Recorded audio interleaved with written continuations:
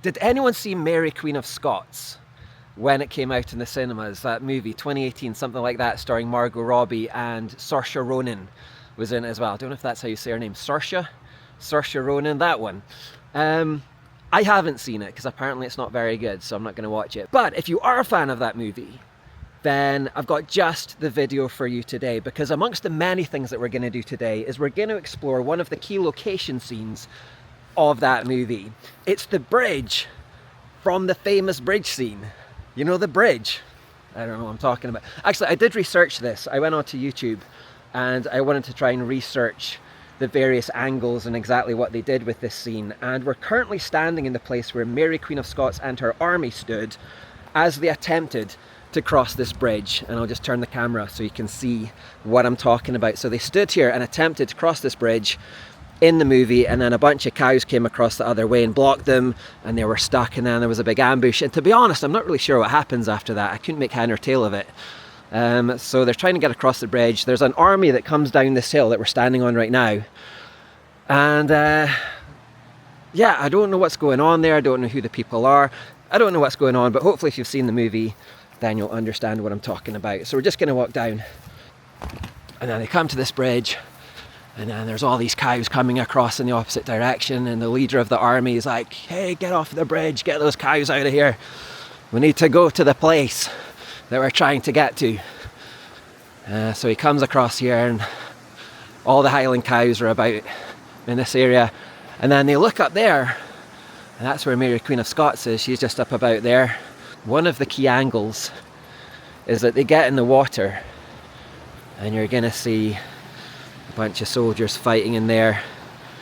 And then the other angle, which I don't know if I can get down there right now, I'm going to try, but it's taken from just about here, and it's looking at the bridge up this way, and again there's lots of soldiers in there fighting. Actually, this is called Paul Dooley Bridge. I'll give you the real history. As we'll see just here, it's called Paul Dooley Bridge in celebration of 300 years and the 174th Lonach Gathering. We'll talk more about that in a second, because we're going to go and see where the Lonach Gathering takes place. Paul Dooley Bridge was built in the 1700s, and it's one of the few bridges in this area to survive the Muckle Spate, which was a big flood that happened in the 1800s. And most of the historic bridges got washed away in the Muckle Spate. Muckle means big or great in Scots. So it means the big flood, or the big river spate. And this is one of the few bridges that actually managed to survive the Muckle Spate. So here we go. So in the movie, again, I think it's about here the angle is, and you're going to see people fighting in there. And we've even got the same weather as in the movie.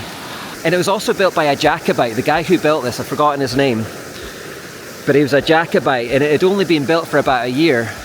And he didn't get long to enjoy his bridge, because basically as soon as he built it, he was off to fight in the Jacobite War, and he got killed almost immediately. So the bridge survived, but the guy who built it did not survive for very long.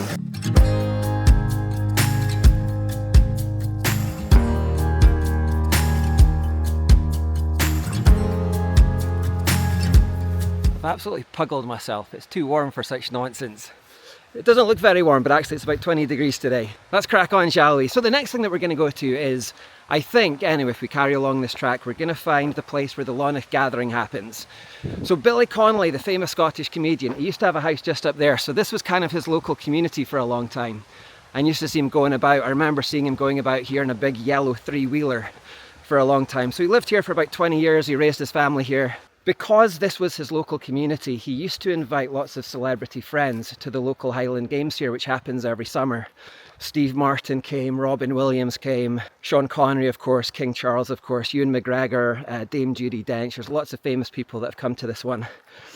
And it started in the 1800s by one of the Forbeses to basically try and promote a sense of peace and calm and unity between the clans, because as we know, there was lots of clan warfare, and this was an attempt.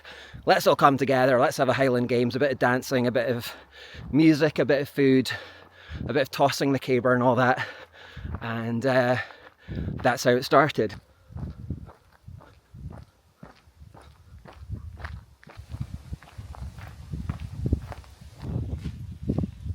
Okay, so it turns out we're not going to go straight to the Lonach Games Park. We're going to come and see this church for a little bit.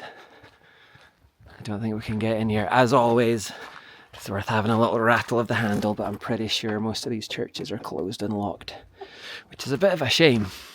If you go to Europe, their churches are always wide open for anybody to walk in, but in Scotland we don't really have that. We don't really have that custom. I don't think we can really get in here. That would be the manse over there, which is pink. It's pretty fun.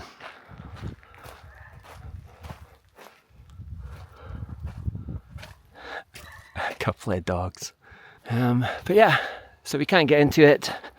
This is just a little stop off. We'll take some photographs and then we'll try and crack on. I'm just walking back out now, but as I'm walking through, something I find really fascinating about these older gravestones is the fact that you can glean so much about the community of the past from what they write. So they write their job in quite a lot of them. So that guy was a farmer, and this guy was a farmer as well. And then over here there's a schoolmaster. And I find that quite interesting. It was from the days when you just had one job and that was you, your entire life, and that was your identity. Like, that's what you were. He was the farmer, he was the shoemaker, he was the whatever, the teacher. I just find it really fascinating how you get the sense of the community as well and what they're all doing. That's another farmer. They're all farmers around here, which makes sense. But yeah, I just find it interesting to sort of get a snapshot. And you also get a snapshot of the lives that they were living as well, because often you get a lot of young deaths actually. So they'll have, you know, their child died age 1, another child died age 3. Like here's one for example. It says that they had one, Anne Glassett died at 3 months. Yeah, so you get a sense of their lives and the tragedy that they were dealing with, and the struggles that they were facing and the jobs that they were doing, and it just gives you the story of the community, which I find quite interesting.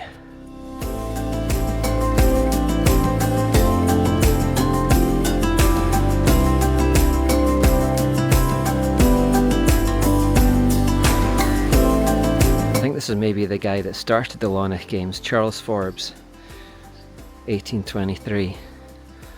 I think that's maybe him.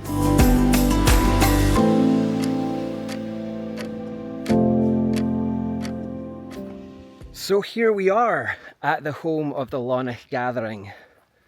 It's all very peaceful right now, but in a few weeks' time this place is going to be abuzz with bagpipes and highland dancers and kilts and tug of war and tossing the caber and all that kind of stuff. There's going to be a bit of a racket going on here, and a lot of fun to be had, and a lot of peacemaking between clans to be had as well. I don't think this is the biggest one. I think maybe Lonach Gathering is the biggest one, because that's the one that the Queen used to go to. It's up near Balmoral Castle in Royal Deeside. That's probably the most famous one as well. And lots of celebrities have probably gone to that one, but this one's just famous, I think, because of the connection to Billy Connolly and the fact that he invited lots of A-list celebs over here. As I'm walking around here, I'm thinking, how can I show this place off? There's really not much to see. It's just a patch of grass surrounded by a few benches. There's no signs, there's nothing to read, there's no points of interest really. So what do I do? But the more I'm thinking about it, the more there really is only one thing to do. You've got to have a Highland fling.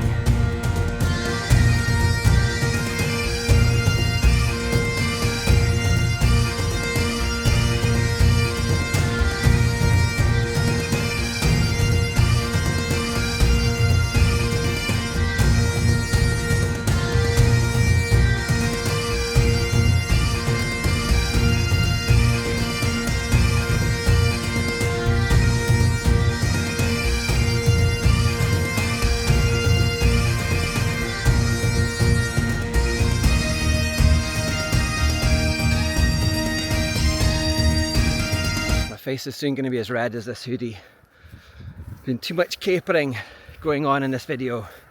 Had to go back into town and get a drink. Okay, there's one more thing that we're going to see on this trip, and it's called the Dune of Invernacht, the first of the great castles of Mar. Pictish tribes were among the first to shape the strategically placed grassy mound of glacial rock and gravel. 12th century Norman era engineers extended the fort into a classic motte and bailey. Its church survived and was used as the local place of worship until 1654.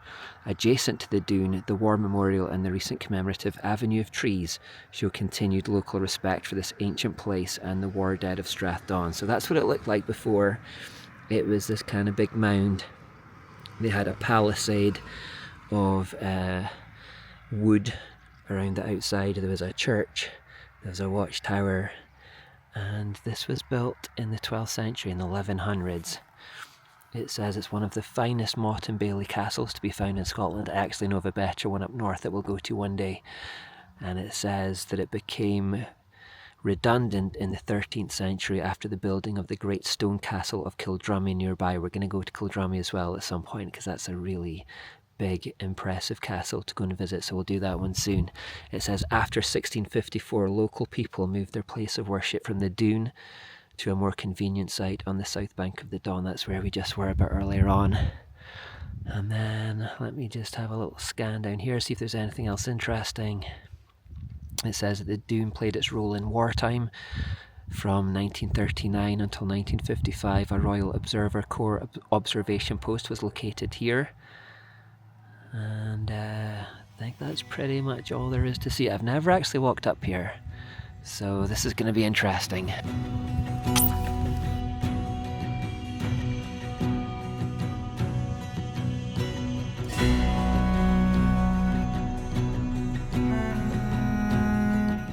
To scramble up there like a mountain goat. It's a bit higher than what I expected. But now that I'm up here, I think international law dictates, or certainly the law of the playground dictates, that I am now the king of the castle. Because I'm stood on top of it, that makes me the king of this castle, and it means that everybody else down there is now dirty rascals. I think that's how it works. So that's unfortunate for them, not for me, because now I'm the king. This is my domain. But there's not a lot going on up here in my domain, unfortunately. I can imagine kids around here having a great time roaming around up here. So that would be the moat down there. I think they said they rerouted the river, which is over there. They kind of rerouted it to create a bit of a moat, which is very clever. And then I think the church is over here. I'll put the drone up and I'll try and highlight it, but I think this is probably the church, because there's some signs of some rubble. Why do I always end up looking at rubble in fields in this vlog? I need to up my game a little bit and find things that are more exciting. But this is my first time up here, so this is quite exciting for me. I've never seen this before. I'm now walking along the wall of the church. And then there would have been a wooden palisade all the way around it. And I think that's pretty much all the information I've got. It was built in Pictish times, and I've spoken about the Picts quite a bit on this vlog already, and the stones that they left behind with their unusual carvings. If it was made in Pictish times, I'm surprised there's not Pictish stones around here, or maybe there are, but I'm not aware of them. And they abandoned this to go to Kildrummy Castle, which again, we'll go to Kildrummy at some point, because that's quite a huge castle, and there's some good stories about Kildrummy as well. Okay, I've just seen a sign, and you know I can't resist a sign, but this is going to be the last thing, I promise. I'm going to let you go after this, I just need to have a quick read. It says, early tribes were attracted by the fertile soils and easy access to the river, both for fish and for transport. Strathdon formed part of the 12th century earldom of Mar, arguably the greatest of the 7 Celtic provinces, which later united to form Scotland. Wow. There must be some Pictish stones around here. There must be some things buried out there somewhere that some farmer is going to dig up one day. If it's that old and there's been people around here for that long. Then it talks about the Pulduli Bridge, which we were at first of all. From a car you may only glimpse this attractive 18th century single arch stone bridge over the Pool of Blackness, Paul, Pool and Dolly Blackness. So that's why it's called Pulduli Bridge. It's called the Pool of Blackness, where trout and occasionally salmon can be caught. Take a quiet stroll from here along the lanes. Yeah, we've done that already. And then the Men of Lonach, we've done this already as well. We've been pretty comprehensive, I would say, in this vlog in covering all of the main things of Strathdon. So it says, on the 4th Saturday of August, men representing the local Forbes, Gordon and Wallace families. Okay, so this is where they made their peace. This is why they started the Lonach Games, to finally make peace between the Forbeses and the Gordons. In pretty much every vlog that I've done, I've covered the fact that the Forbeses and the Gordons were always fighting with one another. This is probably why they started these games, to finally make peace with one another. So they marched down through the strath, stopping to partake of a wee dram at the homes of the patrons of the gathering, the friendly Lonach games which follow, featuring traditional highland athletics such as hill running, I've just done that, up that hill, and tossing the caber, plus piping and dancing competitions, I've done that as well. Anyway, that's enough waffling from me today. That's probably enough waffling from me to last you a lifetime, or certainly a week. See you next week. See you next week.